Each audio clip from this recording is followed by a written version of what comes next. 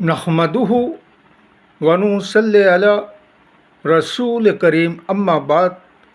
पश्चिम बांग्ला राज्य all India मुजद्दिदिया mission सर्वधर्म सम्मेलन कमेटी के सदस्यों हैं हम मोहम्मद आसिफ। इसके अलावा सर्वभारतीय जातीय कांग्रेस नेशनल इंडिया गठबंधन पश्चिम बांग्ला राज्य कांग्रेस कमेटी के सदस्यों हैं हम हिंदू मुस्लिम सिख ईसाई जैन क्रिश्चन आदिवासी दलित हम सब है भाई भाई। मजहब नहीं सिखाता आपस में बैर रखना। हिंद है हम, ये वतन है हमारा। इसीलिए तो कहते हैं कि अंधेरी नगरी चौपट राजा भ्रष्टाचार प्रजा 100 में से है 99 है बेईमान। फिर भी ये कहते हैं मौजूदा शासक दल हम सब है ईमानदार। कहाँ तक ये जनगण को इस कदर ठगते रहोगे और ठगबाजी का धंधा कब तक चलेगा।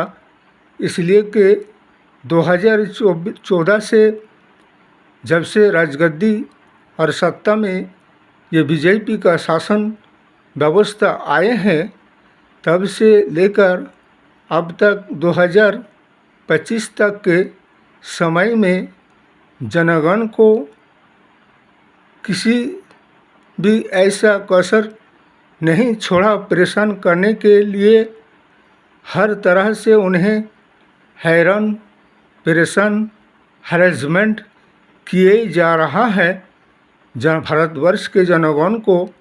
इसलिए कि नोटबंदी किया, वो भी जनगण को हैरान परेशान हैरेसमेंट होना पड़ा। इसके अलावा CANI से बिल लाने की बात हुआ जिसमें भी जनगण को हैरान परेशान और हैरानी में डाला। और अब देखो जैसे कि बिहार के निर्वाचन इलेक्शन करीब आने लगा वैसे वोटर लिस्ट संशोधन आइन कानून लेकर आए और इसमें जो भारतवर्ष के सरकारी ने ये सारे डॉक्यूमेंट को उनके मान्यता के रूप में और भारत के नागरिकता के रूप में बनाकर दिए थे 1990 को। अब वो क्या कहने लगा, वो आधार कार्ड, वो वोटर कार्ड, वो राशन कार्ड अब ये नहीं माना जाएगा बल्कि उन्हें जन्म प्रमाण पत्र, स्कूल सर्टिफिकेट, पासपोर्ट ये दिखाना होगा। ये सब जनगण को परेशान करने वाली बातें हैं और सरकार खुद ये सारे डॉक्यूमेंट को नरेंद्र मोदी ना दिखा सकता अपने ये सारे डॉक्यूमेंट, ना अमित शाह साहब दिखा सकता है, ना चुनाव आयोग दिखा सकता है। जब तुम नहीं दिखा सकते हो तो इस कदर जनगण को क्यों परेशान करने आए हो। इसलिए कि और इनका समय वक्त और टाइम आ गया है विदाई का।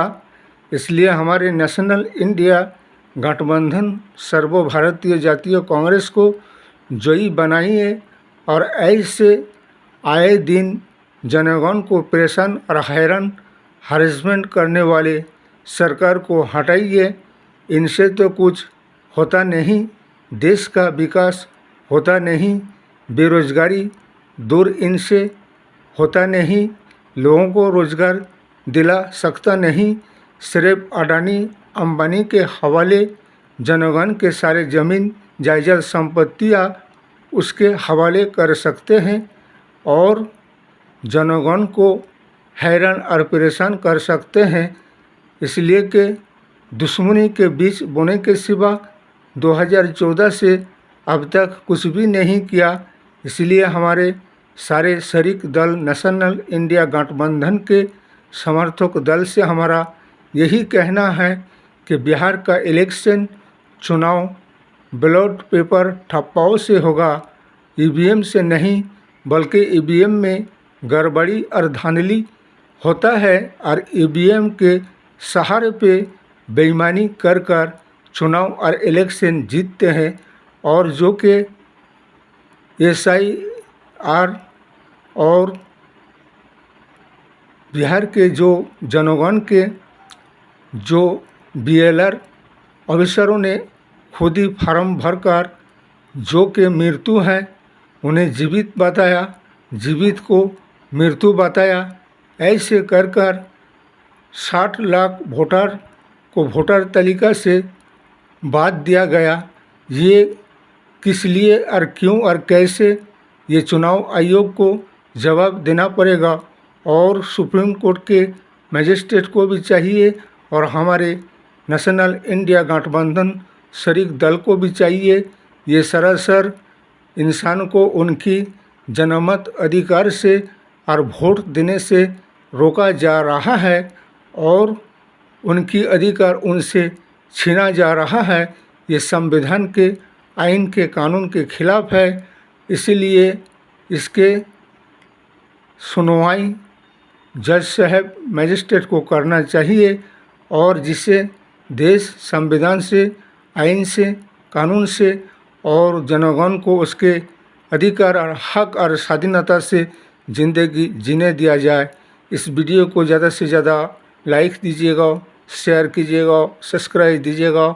जय हिंद, जय भारत, मोहम्मद।